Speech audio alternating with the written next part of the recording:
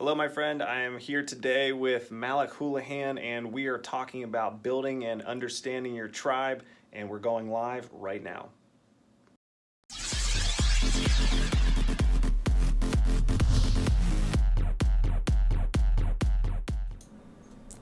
How's it going, everybody? I am Ryan Rhodes, and I am from reformdesigns.biz, and today I am here with Malek Houlihan of the Creators Portal and formerly of the band Jupiter Sunrise, and we're going to talk about building and understanding your tribe. So first of all, Malek, thanks for hanging out today. How are you, sir? I'm good, man. Good, good. So, for those of you who haven't been tuning in yet, we've been doing a series on branding because branding is a lot more than just your logo. It's also about your personality and all the messages and things that you put out into the world while you're building your creative career, your business, your nonprofit, whatever it is. And so today we're going to be talking with Malek about what it looks like to develop your tribe over time, because successful businesses, organizations, artists, creators, all of that, they all depend on having a community of people around them who are working together towards a common goal, whether that's spreading a message or spreading music or creativity or whatever. So today, that's what we're going to be diving in on. But Malek, why don't you just introduce yourself a little bit, talk about, what it is that kind of inspired you to pursue your creative career in the first place, and just kind of introduce yourself for those who might not know who you are and what you're up to. Sure. Well, my name is Malik. I produce under that name. It's my artist name, and it means sovereign, which was an interesting choice for me creatively. It was years and years ago. Really just wanted to express myself and kind of who I was. And there's an irony about expressing ourselves authentically to the world, which is that they got to still see us as one thing, as a character. And so it's kind of like a bit of a creative challenge, is to see yourself the way an audience would see yourself. So I think a lot of artists will release material under a pseudonym or a creative name or something like that. And so years and years ago, when I was just a little kid, I realized that that's what I wanted to do. I wanted to express myself. I wanted to be a musician. I wanted to be a, um, filmmaker and these kind of things. I wanted to kind of get my, um, you know, voice out there to the world. So because of that, like when you look at like why does a person want to do that in the first place? Well, usually the reason is that they want to have friends and they want to hang out with folks, and it's pretty simple. It's not like, we kind of overcomplicate it, but we're really just trying to build a tribe.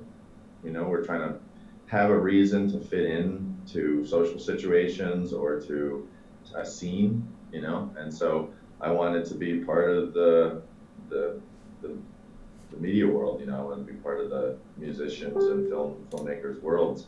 And so so I went down that road, and by the 90s we were using I mean, I've been at this over 20 years as far as, professionally.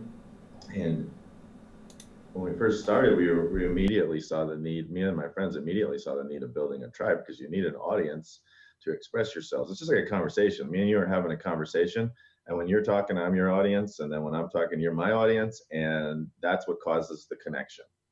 And it really boils down to that. The reason why we're expressing ourselves is at some level we just want to connect, and it gets more and more abstract and more esoteric the the deeper we go into it, but it's still simple. It's still a fundamental thing. We want that feeling of inspiration and connection, like we understand each other. We want to sense the the the relatability of it all, the empathetic, and right down to the chemical level. We're just raising oxytocin levels in our bodies and between people. So for those who want to express themselves or have a voice in some kind, tribe building or branding becomes a necessary um, skill set to understand. And throughout my experience, I've worked with dozens of operations that built pretty big tribes, and I built a tribe for myself.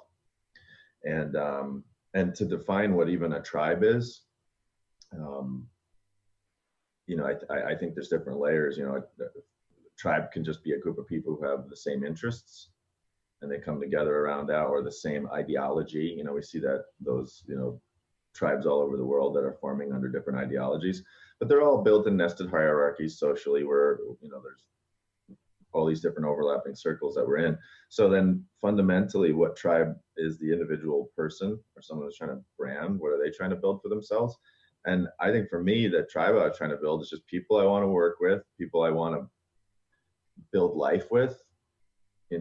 It's like the ideal crew. When I was a little kid, I was just obsessed with the Beatles, and I think it'd be so cool to have a band like that. And really, what it was is it would be so cool to have a group of friends where we were like family and we made things together and we kept each other safe in our creative innocence. So that's all the like motivation for me behind why building tribes is crucial. But the reason why it's crucial is the reason why it's part is because of the ultimate original goal, which is just to connect with to connect some abstract ideas that I have inside with other people. At the end of the day, it's as simple as meeting somebody at the playground when you're 5 and you realize you both like to play the same with the same transformers. You know?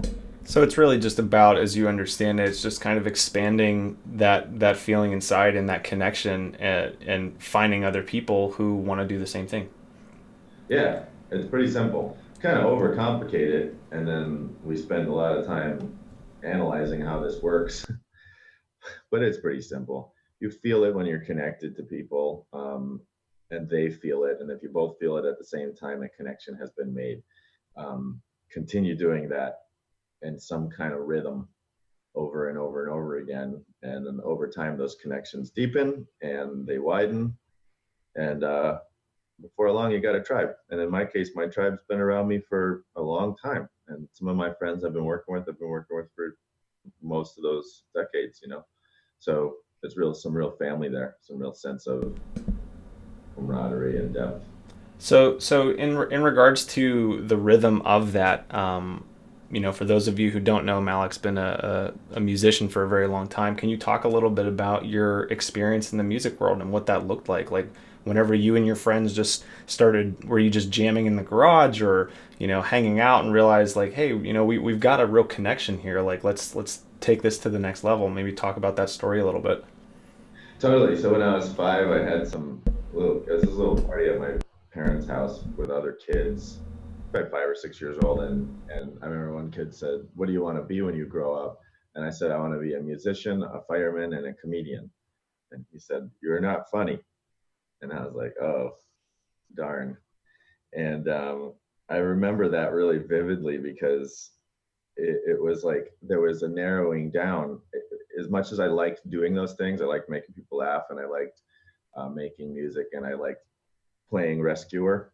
Um, it was still about what it was going to connect to on the other side. So a lot of my basic choices in life still boiled down to being able to, is it really going to work to connect to folks? So it kind of all started to, with fire. I did a bunch of disaster relief work, so I got to kind of play fireman here and there, and that was a wonderful, wonderful, life-changing experience, and I'm really grateful I did those things. And that was also giving me a certain level of connection. But the music really was consistent. It was like the kind of thing I could do in the living room. It was the kind of thing I could do on a stage. It was the kind of thing I could do in almost any situation. There was a way that would kind of find its way in there. And so starting off as a musician, as my career, really the ulterior motive was that it was already lubricated for the depth of connection that I was looking for, you know.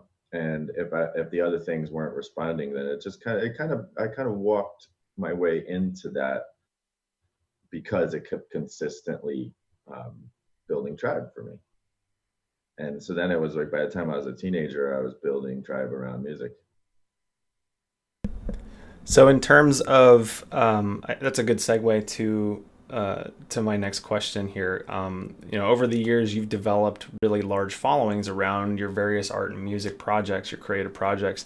How and why do you think tribes form, and how has your experience with them so far helped you in your own creative pursuits? A lot of the people who watch our stuff were trying to figure out how to monetize, or not even necessarily monetize, but at least kind of expand their own creative careers. And so, how has your own, why do you think tribes form in the first place, and how has that helped you in your own pursuit? For sure. Tribes form for safety at the first level. We get together to create safety, and consensus is a safety driven motivation. When we all agree on things, we're all agreeing on things ultimately because it makes it safe to do that activity or choice or behavior. So that's number one. Tribe building is about safety.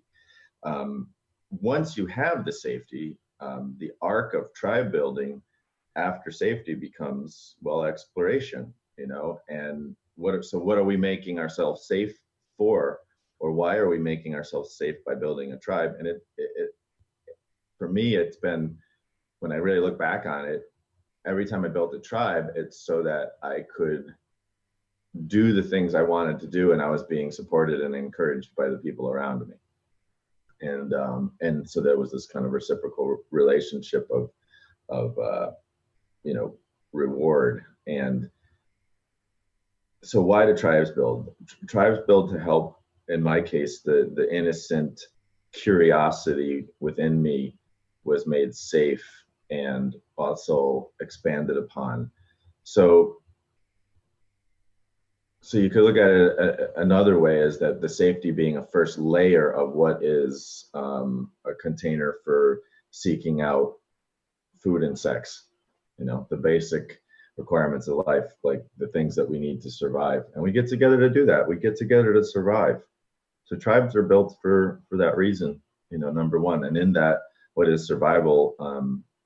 It's an arc of experience. It's not just like physically surviving, but it's our innocent hearts surviving the process of a doubtful world, or it's the visions and hopes and dreams surviving, so it's not just the survival of our physical needs, but it's the survival of our metaphysical processes too, the character that we want to become. I think a tribe is almost like a relationship. In the old days, you got married for property, and then the romantic period happened and you got married for love. And now people get in committed relationships because there's an agreement that the two people will help each other become the ideal self that they want to be. And that's where we've evolved to in relationship. And I think tribe's the same thing. You're trying to put a tribe together so that you can become your ideal self. So you have a container for that. You have a stage for that, or a safe space for that. And you get a lot of reflection and encouragement for doing the things that you feel are ideal, especially those that kind of overlap the feelings that other people have. That's really good. So, in terms of the whole ideal self thing, do you think that just with the way media is now, and social media especially, with everybody and so many different people who are trying to build a brand or an organization or a nonprofit, or it's like they have an idea that they see people who are successful on YouTube or social media or whatever, but you hear a lot too that people, once they kind of take their brand and their organization to that level where they're constantly cranking out content or whatever, a lot of them hit a wall and burn out, and deal with depression and mental health issues and all these other things. How do you see tribes evolving over the next 5 years with just the different advances in technology, the different ways that we communicate? I mean, for those of you who don't know, we're not actually in a cartoon. I'm in a green screen studio. This is just something that I like to do for fun. But the fact that you're in California right now, or you're in Today I'm in Phoenix. Phoenix, okay. The fact that we're able to cross time zones and have some fun with the way that we're communicating with each other and also communicating with our audience, it changes the dynamic of tribes. It changes the dynamic of relationships. So how do you think over the next 5 years, how do you think that people can deal with the struggles and the challenges that we face as a society, who are trying to build healthy tribes, and instead of just the kind of one-off YouTube star who rises and then hits a wall and burns out? Where do you see that developing into? Sure. Well, build a healthy tribe if you want to survive this thing, And what's the difference between a healthy tribe and say what you're talking about with these YouTubers? So I know a bunch of these YouTubers who are fairly successful, and the the why behind it changes for those guys because of the system that they're in.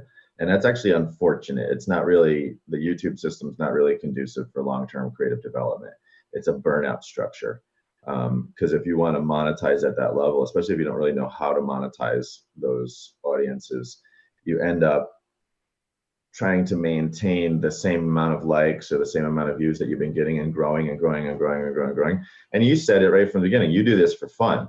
And all those folks started it for fun, but then quickly it moves from fun to preservation.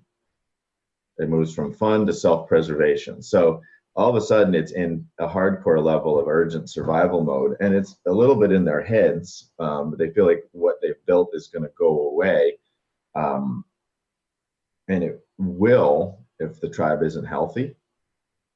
So that is kind of built into the financial model of YouTube and most of social media operations, that if you rely on those platforms to help you monetize, especially through the ad revenue format, you're going to burn out. The YouTube movement is that most of those brands are starting to be supplanted by production teams, old school TV style teams, where they've got a bunch of writers, and the star that you see is really actually just like, it's like Stephen Colbert, or he's just a great performer, but he's not doing all that Just work. kind of they become more the face of the team as opposed to the person running the entire show. Yeah, and we know that that's how we have to do it, because that's the way the television model has been for a long time, because you need to feed people a lot, and you need this to get a lot of eyeballs, because you're selling impression values and eyeballs. So as long as the financial model is based on advertising, it'll burn out a creator.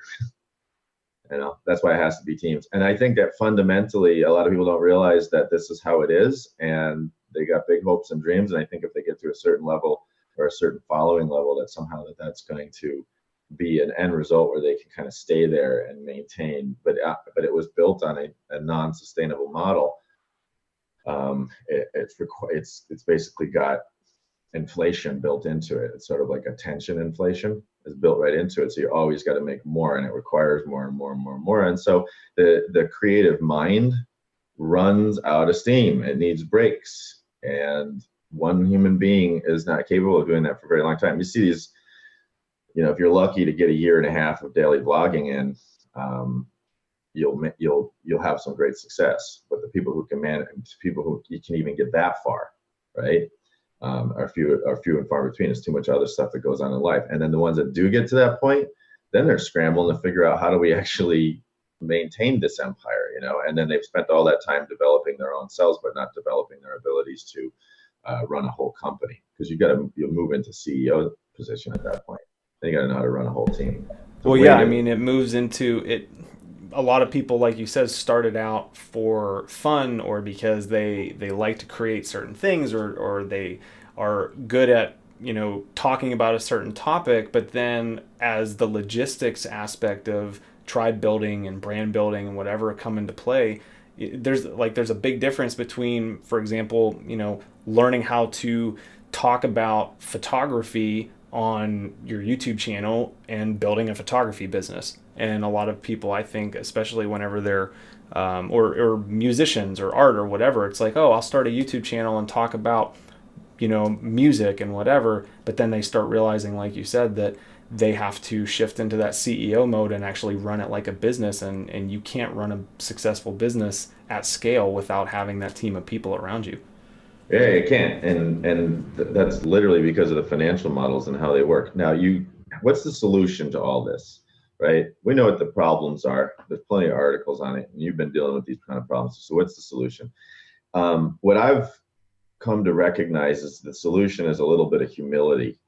You got to ask yourself why you want that big audience versus the right audience. You know, why do you want the big tribe versus your tribe? You know, and could your tribe be a big tribe? Totally, right? They're not exclusive, but the sustainability part has to do with you developing what is an ecosystem, right? So a creator these days has to have a lot of income streams. So you have to have a lot of ways of getting that business, and it's actually more cost effective to just have a small tribe that knows who you are and what you do and can refer you and is kind of helping you out because they just want to support you as part of their smaller tribe than necessarily the king of the castle, you know. And the king of the castle has to work on a completely different kind of that's why there's so many CEOs that are psychopaths, you know. That job in our current financial system is easier to do if you don't have empathy and if you don't have. So for us, we have the solution for the rest of us if we don't want to compete against what that seems to be that ideal kind of like alpha mentality. If we want to create something that's going to make us happy for a long period of time, it's a bit of a leap of faith. But if you create really deep relationships with a smaller group of people and they know what you are capable of, what your mission is, what you want in life, and you've been giving them a lot of love and also receiving a lot of love, you start creating this kind of cyclical relationship that causes money to flow, new opportunities to flow, and lots of new creative ideas.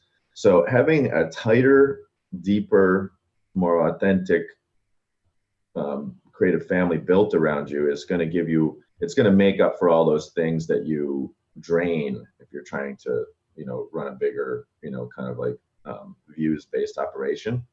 So if you have lots of resources for creative ideas because the people around you are feeding you and inspiring you, well, content fatigue is the main problem of those YouTubers, right? So you just solve that by having a tighter, closer knit, even in person tribe that you're working with. You solve content fatigue. You also are more likely to be able to source individuals that would want to volunteer when there's a certain rally around your thing. Whenever there's some success, whenever there's some views, people want to come work with you. Whenever there's something that really touches your audience, people want to come spend time and be part of that energy. So having that already in place, and then they're like, oh, here's something happened, and everybody can jump on that together, and you're already working together, you already know each other. So having a deeper and smaller, more authentically connected tribe solves a bunch of the fundamental issues. And then when you're looking for customers, especially high ticket customers, it's a lot easier to source them out of a community or tribe that trusts you.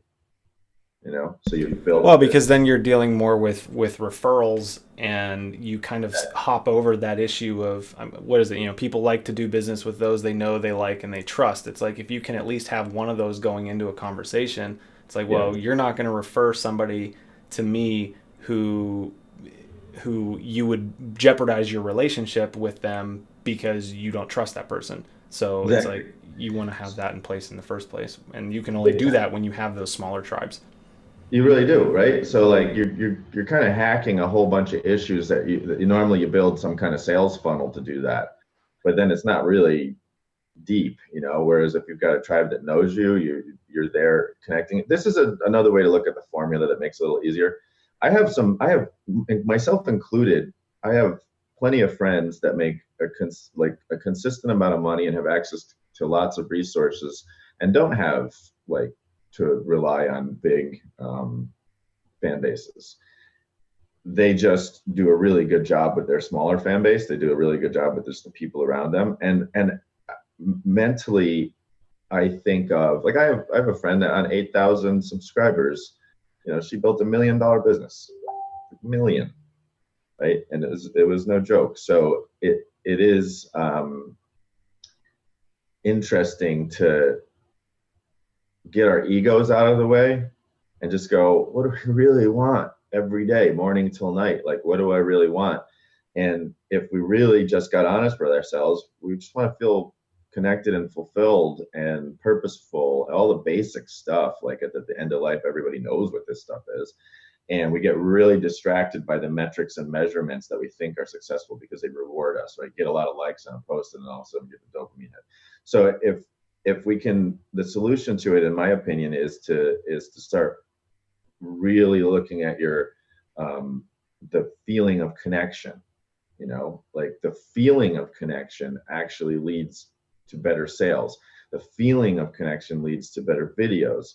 And if we're seeking out those things that stimulate that feeling of connection, you know, it's going to, you know, bypass the need for a lot of other stuff. I have people they'll say like, I'm booking this party. I need to get like 100 people at this event. And they're like, and they're all worried about their Facebook ad structure, and they're all worried about like their logos, and they're all worried about, I'm just like, you're trying to get 100 people into a room. Call 200 people on the phone and invite them. Don't even put one ad up. You know, I get 100 people to a party that way a heck of a lot easier than spending like, you know, a couple of months trying to figure out how to manipulate them through marketing. Good marketing is good communication. Good communication is connection. Connection happens because you're curious. Period. That's your tool at the most basic level. What your weapon is to create connections. Odd mix of metaphors, but your real weapon is curiosity. If you're curious about your audience, you'll come up with better content. If you're curious about the people who are around you, you'll deepen your connections. You know, if you're curious about your customers, you'll improve your product. So getting down most fundamental, wake up in the morning and get curious about these things, and even get curious about why you're doing it in the first place. You know, are you doing this to feed your family? Are you doing this to redeem some old insecurities? A lot of people I know want to express themselves publicly because they had a fear of that before. So there's a redemption story in that. But knowing why, and the stacking whys, we don't have one why, we have a stack of them. Getting curious about why we're doing it in the first place starts to ease off on it, on some of the pressures, I think. And so curiosity, use that to guide yourself towards connection and towards the type of connection that's really fulfilling and sustainable. And watch that flower into the kinds of deals and the kinds of content that you need to move towards a sustainable community. It just works. That's really good, man. I appreciate that. So I think that's a good segue into the next question that I have here. You know, with the curiosity aspect, I also have heard you a number of times over the years. I mean, when did we meet? It was like a little over a year ago, yeah? Yeah, about a year and a half ago. Okay. One of the themes that's come up in our conversations a lot has been the theme of gratitude, and how, Yeah. you know, how going into any creative zone or whatever it is, whether you're building a business or a tribe or, you know, a new album or something. I remember you tell me a story one time about how you were trying to play a song and you just weren't hitting it. You weren't hitting it, and then you kind of went to that place of gratitude, and then it kind of changed things for you. And so, you know, with that, you know, why do you believe that your tribe supports you the way that they do? And Good question, dude. That's a good so it's like this has created a curiosity in an area I haven't looked at. Why do they support me? Yeah, I'm gonna have to ask them this question first of all to get the honest answer. But why do they support me? Huh. I got two answers for that. One is the cynical answer, and the cynical answer is that the truth is I give a lot. You know, I've developed some skill sets that allow me to give people the kind of attention and the kind of reflection that they don't normally get. It's valuable. People have to search around for these things, where I do a lot of directing, film type directing, and so I see people as characters. So very quickly I can read somebody And I usually in a as if I'm a fan of that person, which I always am, but as if I'm a fan of that person, I go up and I reflect all the things that I think are awesome about them, and even the things that I think are annoying, but I do it in a way that makes it awesome, you know. Um, and I think that kind of giving, we naturally want to give back, you know. It's a reciprocal kind of, so I kind of trust that a lot. So I think a lot of why my tribe likes me is I give. I just give, and I give in certain specific ways. You know, my music tribe, it was obvious because I just gave a lot of music, right? I gave a lot of my performances. I gave a lot of my voice. I gave a lot of hugs, right? Gave a lot of conversations. And so I gave connection, right? It opened up my heart to connection. And I think that that's why my tribe actually supports me, is I do that regularly. Um, Perhaps another reason that they support me is that they see something about themselves in me. You know, these are all fundamental too to just how tribe really works, and how, like, you know, you get your first family, which is your blood family. You didn't choose it, and you got to kind of learn a lot of lessons through that. And then you get your second family that you choose, and they choose you. And sometimes you have to unchoose them and choose a new family, you know, and that happens a few times. But I think fundamentally the healthy versions of those form because everybody's giving. It's like we literally in a healthy tribe, we naturally lived on a gift economy, you know, and that's the fundamental. It's the respect level. That person's not going hungry, right?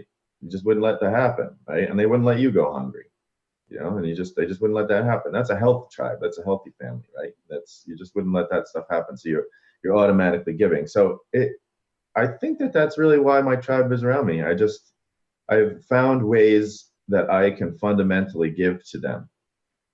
Um, so I'm not just trying to give to a wide audience or something. I'm literally giving the same thing to my wide audience as I'm giving to you, or a person in front of me, or my family, my parents, or whatever, you know. Well, so then it's largely just about stopping for the one and connect. It really boils down to the connection that you bring and learning how to cultivate that over time. You know that feeling you get when you're connecting with somebody, when it's really a connection, like, you know, like you're just like, whoa, I really like that person, you know. That's usually what it ends up. If you really enjoy the connection, you kind of identify that person as likable. Um, but you know that feeling of connection you get with a deep one-on-one connection is still just a feeling. So I spent quite a bit of my time imagining that feeling that I got, almost memorizing the flavor of that meal. You know how you can memorize the flavor of a really good meal, and then like later you can remember what that tasted like. It's why people go to whenever they go to a restaurant that they've gone to a lot, and it's like they'll spend 20 minutes looking at the menu. I'll just get the same thing because it's like you really like that one meal.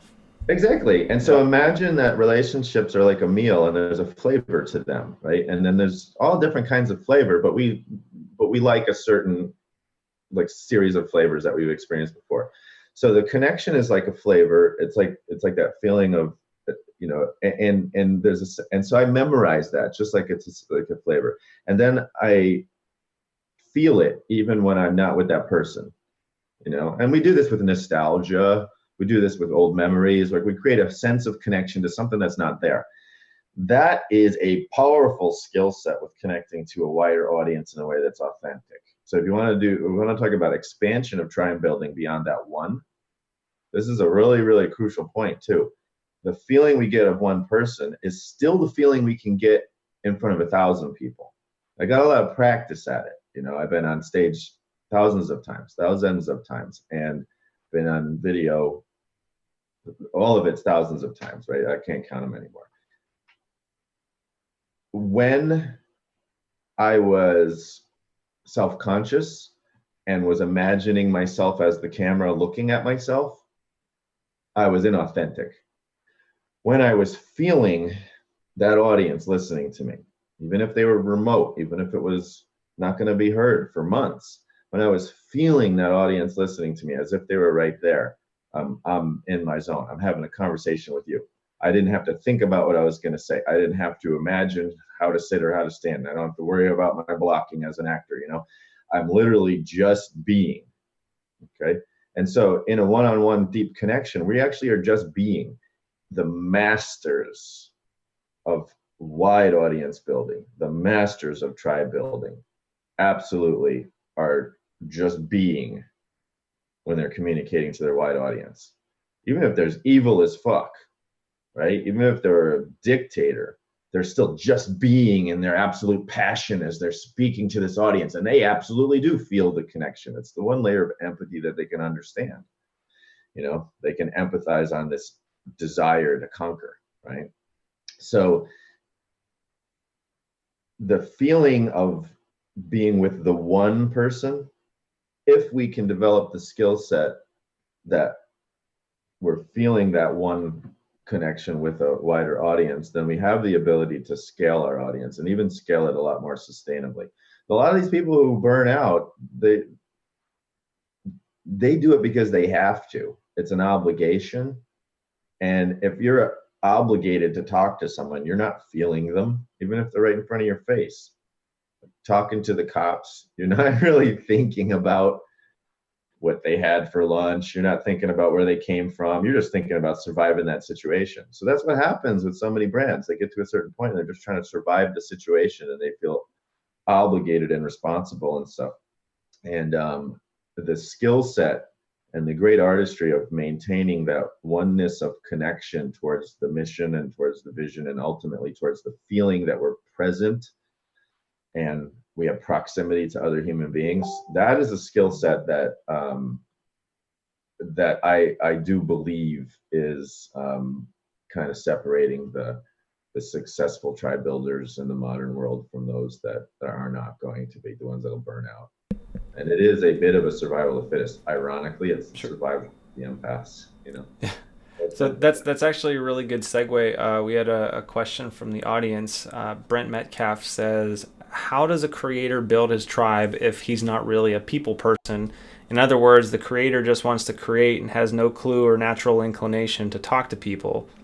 Like, is Such a good question. So how am I introverts building a tribe? yeah, You know?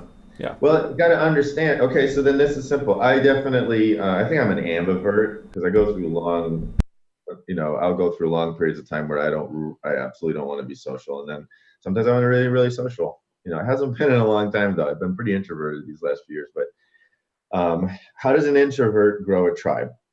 Well, Brent, you said it right then and there that you have a form of communication. Communicating is how you build a tribe, right? And you said you didn't like um, talking to people, but that didn't mean you don't like communicating to people. Maybe you don't like sitting there and having a conversation because you process dopamine differently than other people too. But you still like communicating, and whatever that creative work is, whether it's the business or whether it's a piece of art or whatever it is, the live event, you know, the lemonade stand, whatever it is like you're somehow communicating something about yourself to the wider world. So becoming an expert in social dynamic and communication doesn't require you using the medium that other people use. Isn't that interesting? We don't have to use the medium that other people use to connect. We can use the medium that we are practicing and have a skill set with. I absolutely prefer communicating through song than words, hands down, you know, absolutely hands down. And why?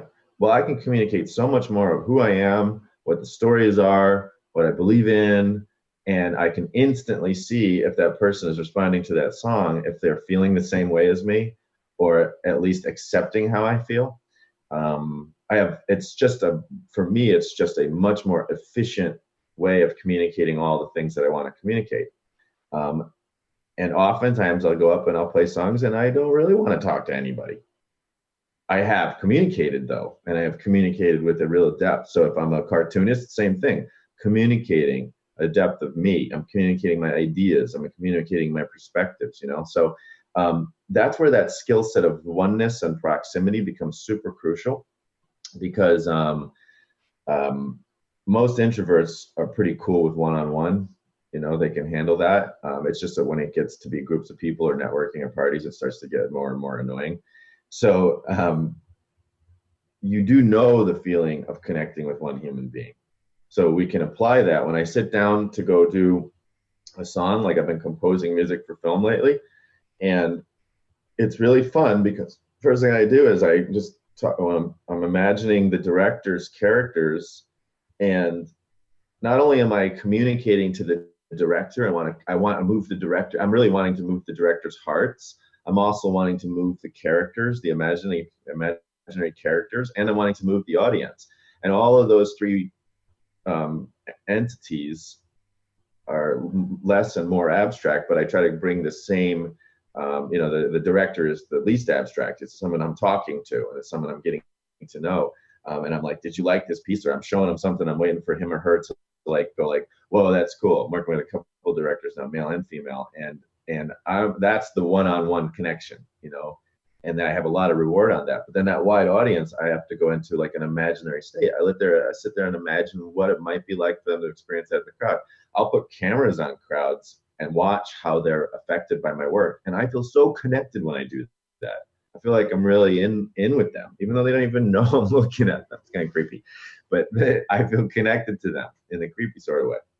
So connecting, I love that question, Brent, because how are my introverts going to build a wide audience? Well, guess what? A lot of people who have built wide audiences are introverted. And there's now a second layer of the narrative process in tribe building that I think is really fascinating. We'll get out a little bit of the beginner stages. Most of my friends that have built really big audiences are introverts, and they don't really like networking, and they don't really like that kind of stuff. How do they build wide audiences? Well, they really, really, really are connected to their material. They really feel it. They really enjoy the letters that they're getting. I love the letters that I get from fans. I still get them really regularly, and I'm so grateful. I also just practice it like a ritual where I stop and let myself feel these things. I stop and let myself not only enjoy it, but feel like it matters to people. And I don't resist that. I'm not trying to get someone to prove to me this matters, but I'm actually seeking out how it does matter. I think that's another big sustainable piece. My ego used to get in the way, and I wanted people to prove to me. In fact, no, that's not so. Is that false humility bullshit, right? That's no big deal. I'm like, yeah, it is. You just put your whole freaking life into that project. It's a huge deal. It's a huge deal for you. Get honest with this thing, and like let yourself open up to the love that you're getting, and cause that connection between the audience. Work at it like it's a relationship. Work at it like it's a marriage. And you'll find that reward is huge, because you start to be able to sit down and make material or play things or come up with ideas or even make ad copy that feels like you wrote it to a real person. And it sounds a bit esoteric, and I hope you guys can understand how fundamentally crucial this piece is. You got to feel your audience. You got to know what they want. I remember hearing that from big producers when I first started out. And I'm going like, oh yeah, so-and-so successful because they really know their audience. And I was like, what does that mean? And I thought it was more of a rational idea. But as I got to know it, it was instinct. They felt their audience was a better way to put it. So in regards to knowing your audience, Brent said, I create stuff because I enjoy creating it. I don't really have a thought about expressing anything in particular. So I try to figure out how to get in front of people who might enjoy it. Jetta has arrived and says hello. So hi, Jetta. Thanks for tuning in. Jetta working an amazing project. Her solo music project is going to be a good. Well, I'll bring that in as an example. Brent, that's a really good question, dude. So since you've done a good job of keeping your creativity safe from this obligation feeling, and your why is to have it separate, right? He's just saying that the creative act is something that he does, and the work is a byproduct of him just kind of going in the zone. You're really talking about creative flow state, and you're like, I'm in a creative flow state. I really enjoy this flow state, and then I have something that's a byproduct of me being in the flow state. Great way of looking at it. Actually, wise way of looking at it. So you're just getting yourself in the flow state as much as possible. Then you have this byproduct, and then he's got this problem. It's just like, I like to output that and give it to an audience. Dude, admit it to yourself that you do want the feeling of connection, because you wouldn't want to put that art out. When you're making it for yourself, it is for you. It's for you and the imaginary characters that you're with, and it's just for the flow state of creativity. But the second you say, I'm putting it out, it's a conversation. It's no longer the same art form. So you've just taken a resource or something that you've had already, and you're using it as a method of conversation. It's a tool. Because it's not happening in the moment, our minds might not see this, but the second we put our creativity out, any creative act, the second we release that to the world, it's a conversation. So just recognizing that conversation is an art form in and of itself, we switch our discipline at that point. Just see them as two different things. And eventually, I'm a live performer, so I get to be in creative flow state in front of audiences. So I have a very instantaneous, feeling. I have a very instantaneous connection that happens because of that. But I also am a filmmaker. And that process is me being all by myself, all by my lonesome, with really cool ambient pads and shit on my keyboard while I'm writing cool script ideas. I'm not wanting to have a conversation with anybody. And if I keep doing that, I have a byproduct of that material. And then I take and turn that around, and I use that as a way to go into my next form of art, which is communicating,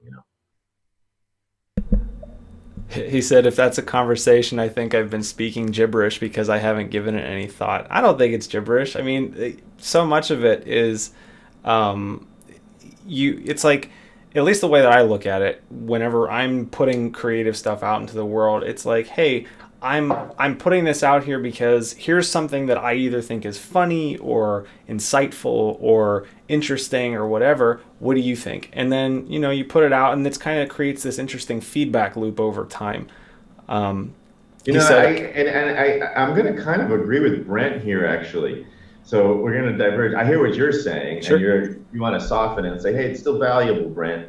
Well, he said he's just trying to figure out how to perhaps achieve an income from that byproduct. No, he's just communicate. He's just using a communication style. He's saying his communication, like now that he's got this byproducts material and he's going ahead and putting it out there, that it sounds like gibberish because maybe there's not a cohesive narrative or something like that. But don't worry, you're still communicating. You're actually communicating a bit like our president does, where you're just throwing out thought bombs, right? That's what the guy's doing. I get it. I do the same thing. Throw out thought bombs. And eventually people hear repeated thought bombs and go, oh, that's what that guy's about, right? And so you'd be surprised that if you put your material out on a regular basis, that the audience starts recognizing your repeated thought bombs. And if given enough time of doing that, kind of like what seems to have not a cohesive narrative, I get you, bro. We're going to arc this one too. But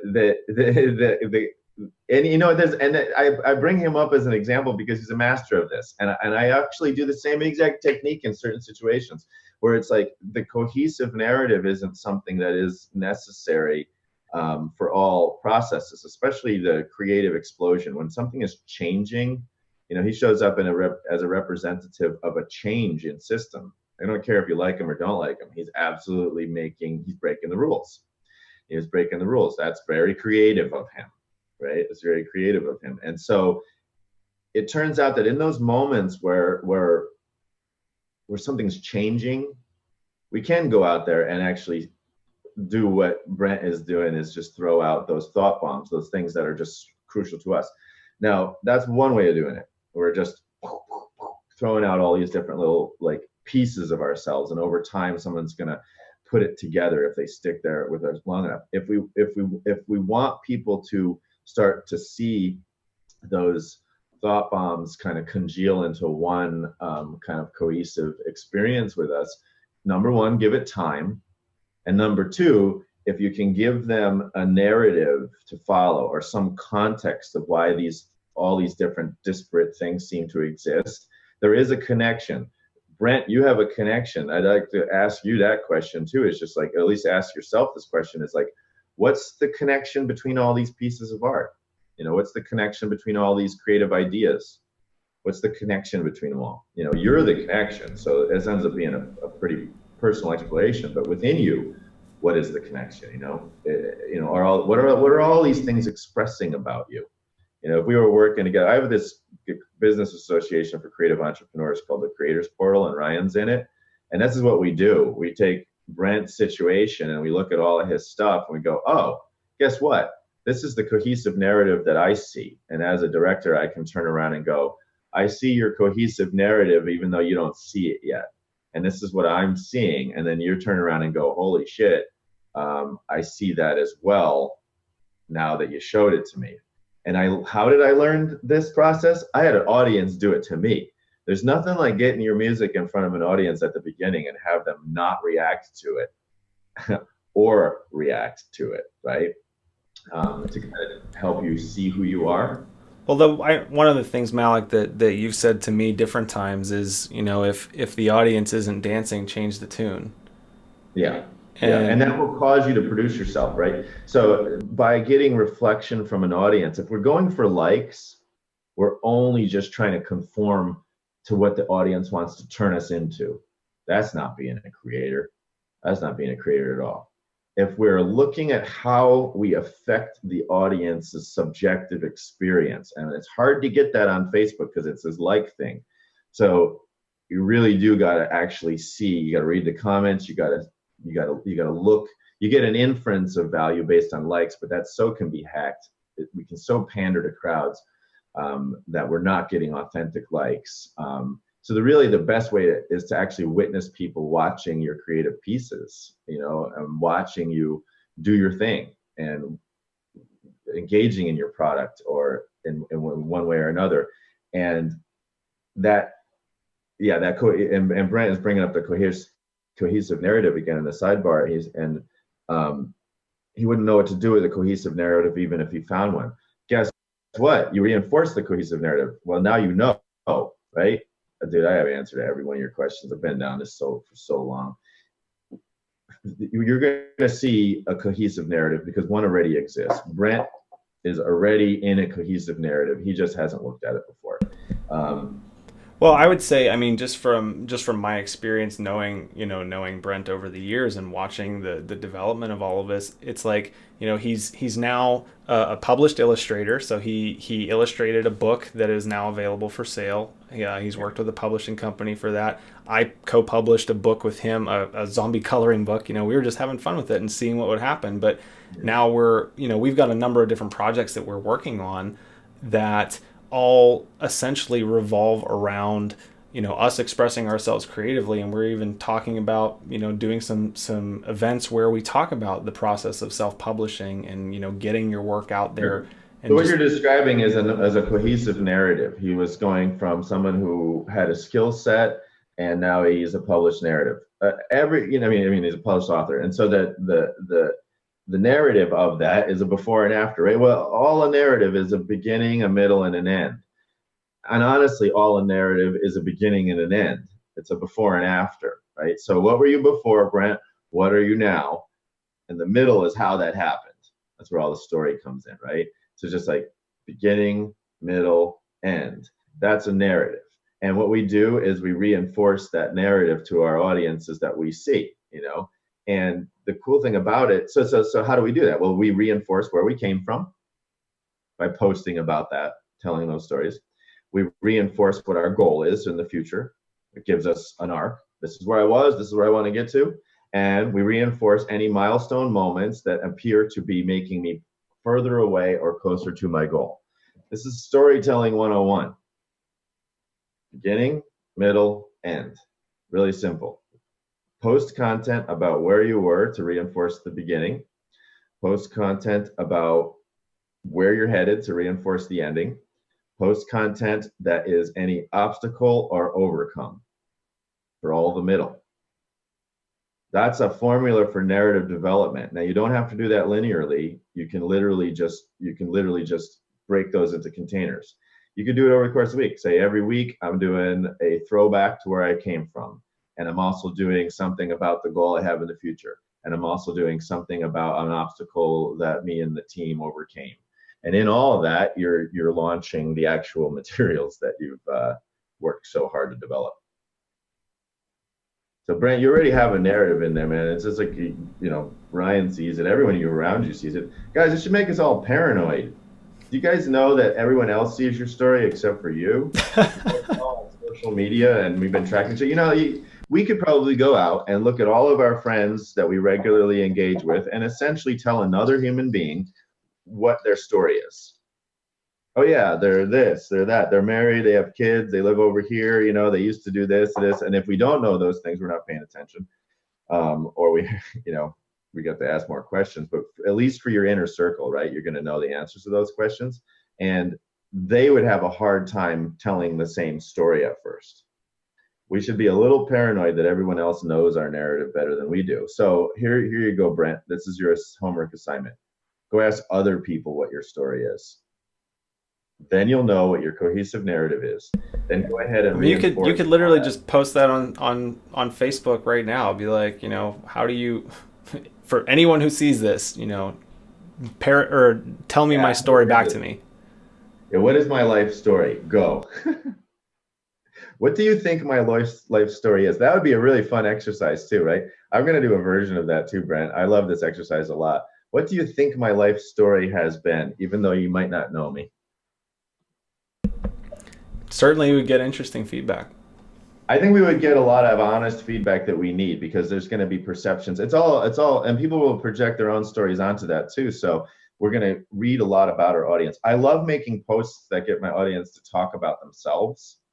And I find some really unique methods to do that, you know, and I can really learn about them. Like I have people post a GIF that describes who they are.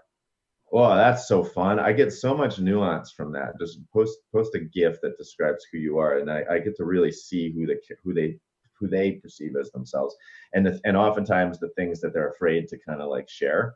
Um, so I get to learn other levels of them, and by learning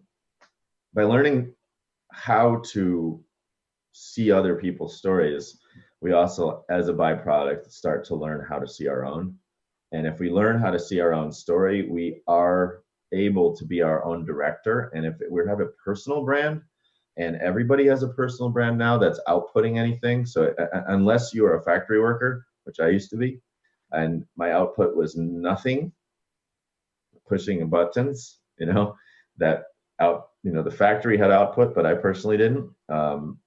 Unless I was doing that, every other job that there is requires cognitive load. So even if you're just at work and you have to come up with something, if you have a job that requires you to think at all, you have to have a result that you've built. And knowing, being able to see yourself allows you to increase your level of output as a creator pretty dramatically, you know.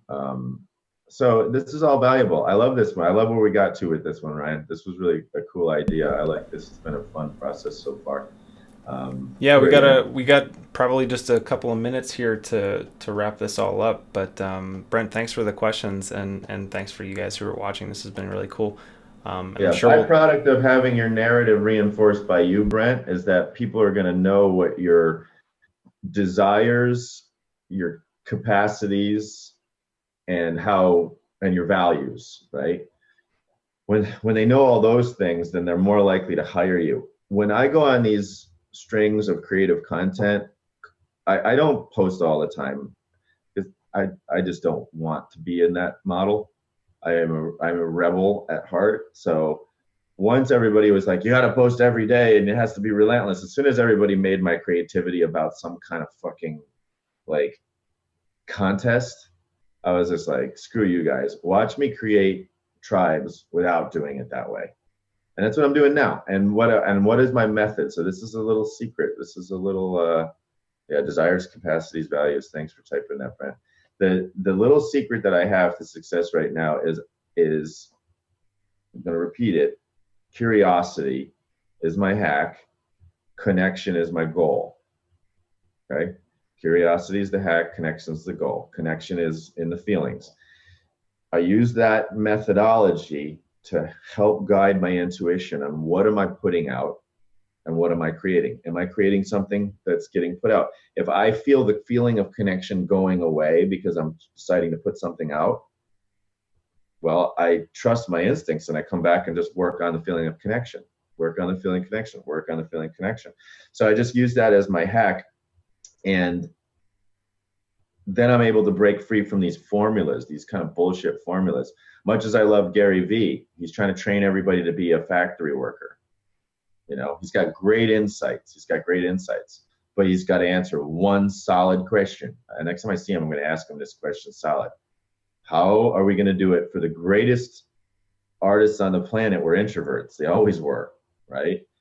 How are we going to do it for them? How are we going to be able to let them incubate and go behind the scenes for a long period of time and yet build big audiences, right? How can we do both? And the way I'm doing that is that I'm finding the truth of it is that when I incubate and spend some time being really with that feeling until I'm so excited to bring this vibe to an audience, then me bringing that vibe to an audience creates such a big explosion in memory and stuff like this that it actually goes above the threshold needed to be remembered by my tribe. So that months, years, I have people that come back to me 15, 17, 18 years later and says, that piece of content or that event or whatever it was that I created changed my life. I can't forget it. I can't forget it. I can't forget it. You know? But if I was posting just something every single day, would I necessarily get that? You know? So here I got a hack. One song that makes an absolute difference in a person's life, one movie, one really incredible live event I've seen change lives and cause connection to me for a lifetime. So I've turned my focus away from those models of everyday building of connection, which is still works, you know, an everyday building of connection still works, to a wave, right? So it will be maybe a few months of this everyday building of connection, and then I go away, and then I conjure my energy. I make deals. I put together stuff that allows me to be super pumped up again. You know, I find the passion again. Then I go at it and hit it hard. And I find that that works as a business model. It's sustainable. I can do it on a smaller tribe, and it continues to grow. And those people don't go away. So there's something a little bit more natural to this, you know. And there is some nature to those things that just constantly keep replenishing. Fountains, you know, we can go back all the time, but when we don't need them, we don't go to them because we know that they're always there. Whereas this version of creative expression, I think, works a little bit better for introverts, and it allows you to build towards big launches that can last a few months, and then you go back, you go back into the cave, you know, and conjure from there again. And if you make it big enough that it goes above what is a threshold emotional experience for your audience. Let's just imagine that this is the everyday emotional experience of the everyday little inspirations they get from content, you know, those YouTube channels and stuff that people post every day. This is this threshold, right, of emotional connection. I'm shooting for a way higher threshold in a shorter period of time versus the lower threshold over a longer period of time, and hopefully accomplishing the same thing or even better, you know, a memory and an attachment to milestones, you know. And that's actually a little bit more how musicians work, and it's something to be looked at. Musicians tend to follow, they tend to predict the trends pretty well, you know. And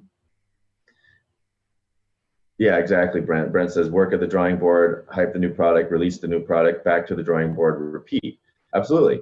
You know, that's just a wave, you know. So we can stream it like this, or we can create these waves. Both are valuable, and if we can pull off a version of both that's kind of like a little bit the particle and wave kind of collapse, we you know, we can take advantage of both of the kinds of connections that both of those things can build. But don't force yourself into one or the other box as if it's the right way to do things. Just recognize that you can go back and forth. I do have a feeling and a prediction that just like HBO's subscription model, or even Netflix, where they give people a great experience, like with Game of Thrones, and then you don't see another episode for a year and a half, but you're just still every once in a while going like, when's the next episode? You know what I mean? And I'm waiting for a new season of Peaky Blinders. I can't believe how good that show was. And so, and it got hooked me, just like, but it didn't hook me at the superficial drug level where I'm going to get over that and kind of don't want it anymore. It hooked me at a core level where I really feel invested in those characters as if they're my friends. And I really want to see this journey through with them. That is to me this much more sustainable kind of scenario if we imagine that those characters are characters within our tribe. So I see my tribe as characters in a narrative. I am following their stories like a big fan. I think that's been the secret to my success, period, and why I don't really have to worry about things too much, like securities things. Um, and how come I see them like a fan? Well, I have that desire for connection to them because I automatically put them in a place of adoration and admiration, and I use curiosity as my tool to find my way to them. And I do that for all these people in my tribe, and certain ones rise up like the lords and ladies in Game of Thrones, where I end up following certain arcs more than others, you know, and that's why the tribe has been built. So that's kind of like the secret: curiosity with a goal of connection. See your audience as if they're the stars. Admire them. Be a really big fan, and you'll try just organically grow around those daily and weekly and monthly rituals. That is excellent, and I think it's a great way to wrap this up for today. I think so too, man. Thanks for having me. Yeah, absolutely. So, where can people connect with you? If you First of all, if you do want to learn more about the Creators Portal, that is my affiliate link there, creators.reformdesigns.biz. So, if you do want to apply, it is a select group of really cool people. So you can apply through that link, and it will also benefit me and Malek. So, Yeah, for sure. Get what I'd really love, maybe more than anything, is you guys come friend me. Whoever is yeah, not already a friend, just come friend me on Facebook. Go ahead and click on that link, friend me, come say hi. That's how we build tribe for real. mm-hmm.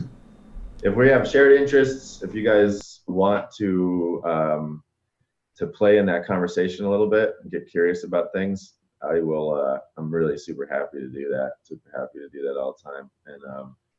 And that sounds good, Ryan. I'm grateful to have been here today, and thanks for doing this. Yeah, absolutely. So just a couple quick things here, guys, to wrap it up. If you haven't already, definitely check out this website here. It's scienceofgettingrich.info. I actually just published my second book. It's How to Think, How to Act, and What to Do to Harness Your Creative Potential. It's a book that I co-wrote with Wallace Wattles, who this was originally published in 1910, so he didn't actually give me any direct input on this version of the book for obvious reasons. He's no longer around. But it's a great book on the creative process and how to monetize it, and the reason you can see through it is because the cover is actually green, and like I said before, I'm in a green screen right now. Also, if you are looking for help with building your own brand or organization, you need a logo, you need branding. So definitely check out logos.reformdesigns.biz. We're running some specials on branding packages right now, and it's developed in a way to kind of based around the size of your organization and what it is that you're looking for. And lastly, if you haven't already, sign up for our VIPs list down there at reformdesigns.biz/VIPs, and you'll get a free copy of my first book, Stop Wasting Time and Burning Money, How to Crush Procrastination and Live the Life of Your Dreams. That's about it for today. Malek, any final words? Um, Put you on the spot there, sorry. yeah, that was just like literally got a text from a friend just now because I said something nice to them. Final words are this. I just got a text from a friend who posted this on their Instagram feed, and it was a compliment that I gave to them as a comment. Like, if you want to build your tribe, love them, and be vocal about it. Even if you're an introvert, there's nothing hard about complimenting somebody for something that they did publicly and like kind of being there to support them and stuff like that. And so, if you want to really build tribe in a sustainable way, just actually don't need it. Just love them, don't feel like you have to do this. Just feel like it's an opportunity to just like love on those people. So that'd be the final thing. You're my bro, and that's why I'm doing this. It's the only reason. Just awesome. So again, back to gratitude, back to curiosity and connection. So that's it. All right. All right, guys. Thanks again for tuning in. Tune in next week. I'm going to be doing another one of these with my friend Chen. We're going to be talking about building your email list and talking more about connecting better with your tribe in other ways. So, Malek, as always, a pleasure. And my friend, thanks for watching today. Cheers. Yeah, thanks.